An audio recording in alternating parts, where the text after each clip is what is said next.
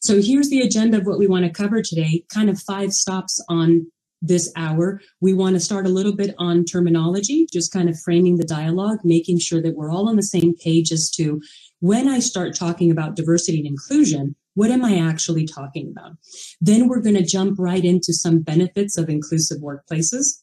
Then we're going to shift gears to ask, how do we create some inclusive workplaces, right? What are some of the challenges that leaders face in promoting diversity of thought, in really creating those inclusive cultures? And then we're going to end on a more practical recommendation-based note around what are 3 things you can do to start moving the needle in your organization around inclusive leadership.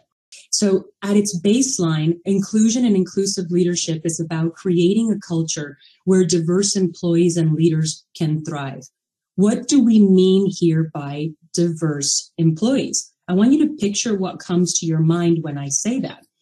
So really, diversity might be a lot bigger than we sometimes think about it.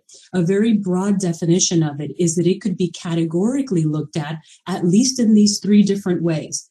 We're not enabling all of our webcams right now, but if we were, we probably thought of diversity in the visual sense, the differences that you could pick up in the way I might look versus you might look, all of those visible differences and characteristics that we pick up on. The other part of diversity are those invisible differences of characteristics, things that you ascribe to or that are characteristics of you.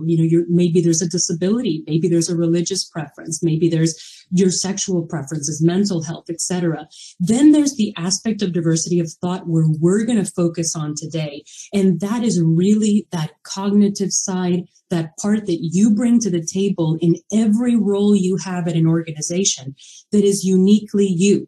So the diversity of thought, really the way I see it, is the fact that people differ one from another. That's how we create distinction or difference. One of the ways we do it is we have very different thinking styles. Our perception is different. Our way of seeing is different. Your experience is different than mine. My background is unique to me. Yours is unique to you.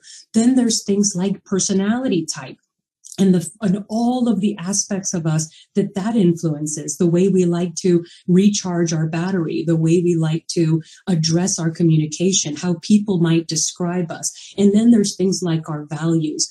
All of these things, if you look at them in the placement of the iceberg, one of the things that's challenging about diversity of thought is that these differences are at times harder to see. Even if you picture somebody applying for a job, it's not often that the resume will speak to these kinds of things. Even interview questions are not always designed to bring these things out.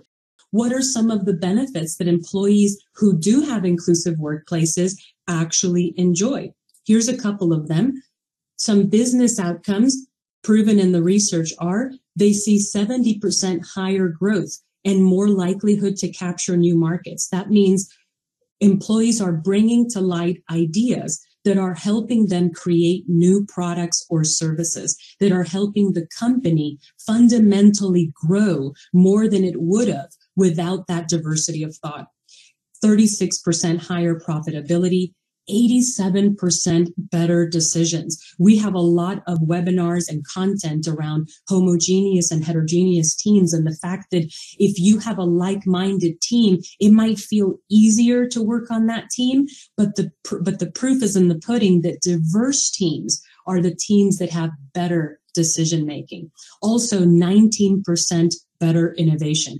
I don't know about you, but I'd be happy with any one of these 4 things being brought about on my team. But all of these and all of them as a needle being moved from inclusion is very, very powerful.